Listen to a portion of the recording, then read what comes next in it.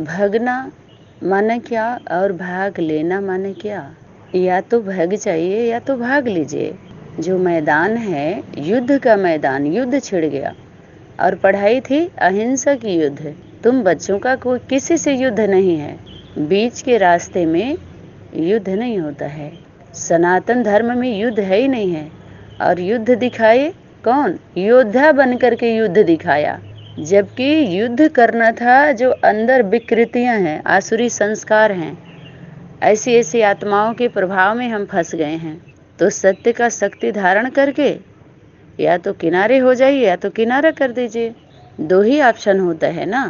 तो भाग जाइए माने उस पर बात मत करिए जिसका आधार लेकर के इतना लंबा चौड़ा कारोबार शुरू हो गया, स्थापित कर लिया अपने धर्म की धारणा। पूरी दुनिया में मुरली अव्यक्त वाणी को लेकर के कितने सेंटर्स खुले, कितने गीता पाठशालाएं खुली, और अभी भी इतनी हवस है, तृप्त नहीं हुआ कोई, न तृप्त किया, न कोई मुक्त हुआ, न मुक्ति दिया। जीवन से तो कोई सवाल ही नहीं उठता है, बवाल हुआ है, सिर्फ सवालों को लेकर सवाल बनाया गया है। ये जो माल इकट्ठा किए हैं, इतनी प्रॉपर्टी अर्जित किए हैं, तो उसका गुड़ा भाग लगा रहे हैं, सभी बांट रहे हैं ना सभी लोग। तो उसको ले करके उसका आधार बना करके जितनी भी प्रॉपर्टी अर्जित की गई है, वाणी में इशारा था, शक्ति इशारा दी है कि सबको छोड़ना पड़ेगा। जितना कुछ बनाया है सभी लोगों ने, सब वापस करना पड़ेगा। क्यों? क्योंकि बाबा का है ना, बाबा का नाम लिया है ना। तो बाबा या तो दिखाओ, बताओ, बाबा समस्या का समाधान करे। लिया आप हो, बाबा को किसी ने देखा नहीं है। किसी भी 18 संगठनों में बाबा किसी को दिखाई नहीं दिया, ना बाबा बोला है। आप दिखाई दिए हो, आप सुनाए हो और आप ही लिए हो। अगर बिंदी है तो बवाल क्यों? बिंदी में बवाल होता ही नहीं है। न बिंदी में सवाल है, न बिंदी में जवाब है। अगर है तो शरीर के लिए है, शरीर से है, इस धरती पर है, इस धरती पर है। धरती वालों के लिए जो धर के बैठे हैं, जो धर के बैठे हैं, उनके लिए है। बिंदी में क्या है बताइए? क्या बवाल है बिंदी में?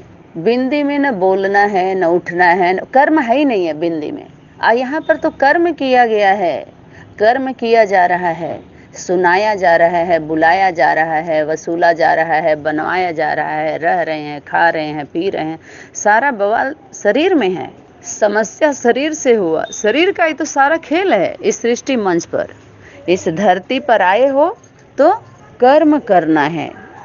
तो कौन सा कर्म किया सभी लोगों ने? मुरली अव्यक्त वाणी समस्या क्यों बनी सभी के लिए और कार्य हुआ नहीं? सनातन धर्म की स्थापना होनी थी ना, सनातन धर्म का संगठन बनना था ना, एक परिवार का संगठन बनना था ना, दैवी गुण की धारणा करनी थी, दैवी गुणों से सबका समाधान करना था। एक परिवार का इतना बड़ा बना तो लिया सभी लोगों ने, लेकिन समस्या बन गए। समाधान स्वरूप कारण नहीं बनो, निवारण करो, तो सभी कारण बन गए। निवारण तो किसी ने भी नहीं किया किसी का, समस्या बन गए। समाधान करना है, कौन करेगा? कौन करेगा? शरीर का आधार लिया ना, मुरली अव्यक्त वाणी का आधार लिया ना, तो कहाँ है भगवान? क्या किया? आता है तो करता क्या? उसके बच्चे कौन हैं? क्या करते हैं बच्चे? बच्चे क्या करते हैं? क्या करने के लिए बोला था? अब बच्चा है कौन? शक्ति बार बार वारिस की बात करती थी, माइक और वारिस निकालो।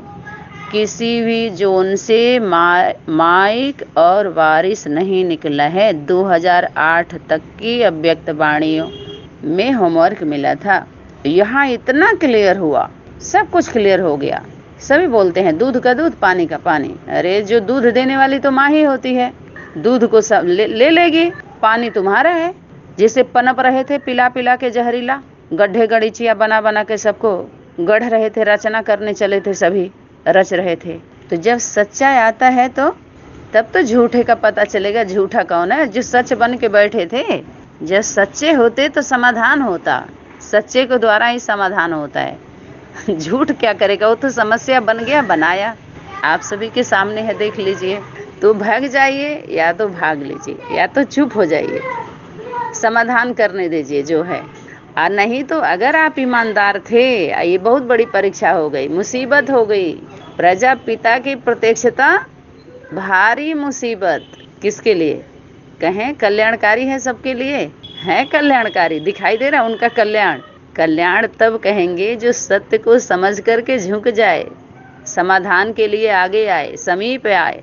जब छोटा होता है तो समाना पड़ता है, वो नहीं समा सकता है। बड़ा स्वरूप अगर बन रहे तो समाने की ताकत रखो, नहीं तो स्वीकार करो हम छोटे हैं, बस। और क्या है? यहाँ पे युद्ध है ही नहीं है। योद्धा बन के युद्ध नहीं करना है, क्योंकि शक्तियों के लिए होमवर्क था, जिद से अपने मूर्ति को सिद्ध नहीं करना है। मंदिर की मूर्तियाँ कभी बोलती ही थोड़ी ही हैं। मंदिर में मूर्तियाँ, जो मंदिर में मूर्तियाँ रखी जाती हैं, मंदिर की मूर्तियाँ होती हैं, वो बोलती नहीं है। कौन बोलता है? भगत आत्माएं जो आती हैं सामने मूर्ति के पास, जो आते हैं वो खुद बोलते हैं, मैं पापी हूँ, मैं पूत कपूत अति कपटी पर बालक तेरा। कौन बोलता है? देखिए कितना इसमें भी राज है ना। मैं पूत हूँ तुम्हारा, लेकिन कपूत बन गया हूँ, फिर भी बालक तुम्हारा हूँ। देखिए कैसे पटाते हैं शक्ति को।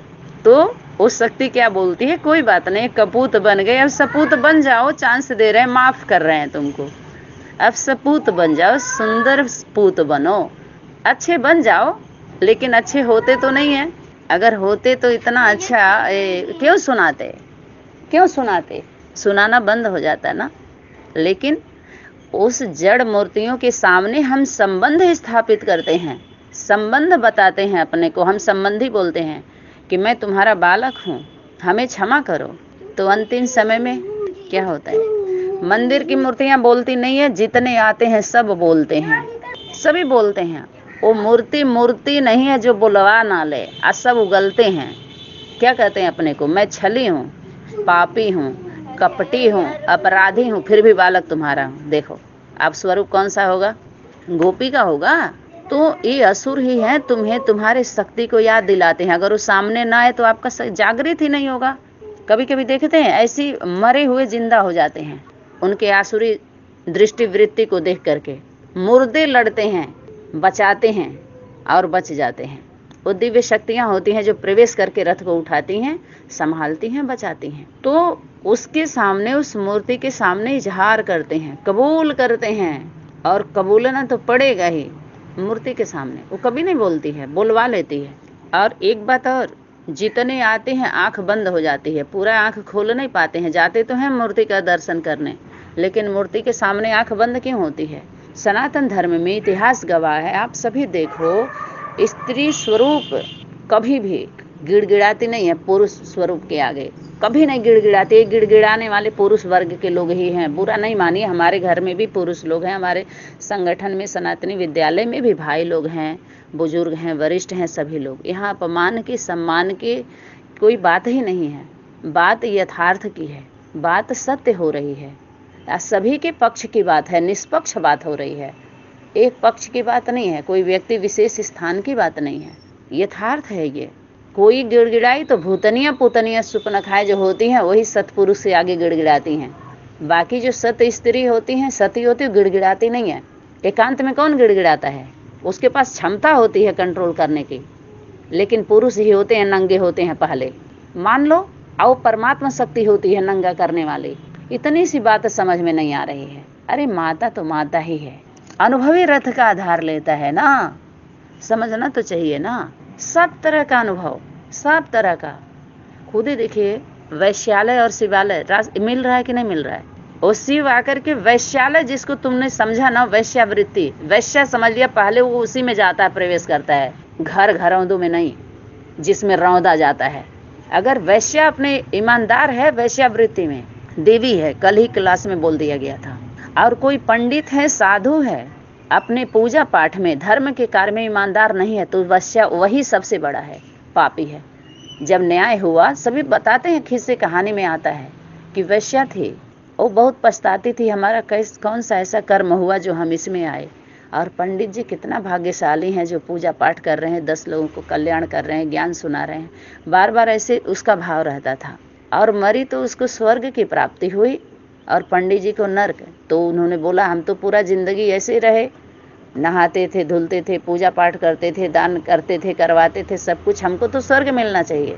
तो बोला आप हमेशा आपका जो भाव था वो अपने को अहंकार से आप ऊंचा समझते थे और वैश्या को नीचा समझते थे, और वो आपको नीचे में रह के ऊंचा समझती थी। भाव का ही अंतर हो गया, इसलिए उसको स्वर्ग मिला और आपको नरक में जाने को मिला। स्वीकार करना पड़ेगा इसको। तो भाव को देखिए आप।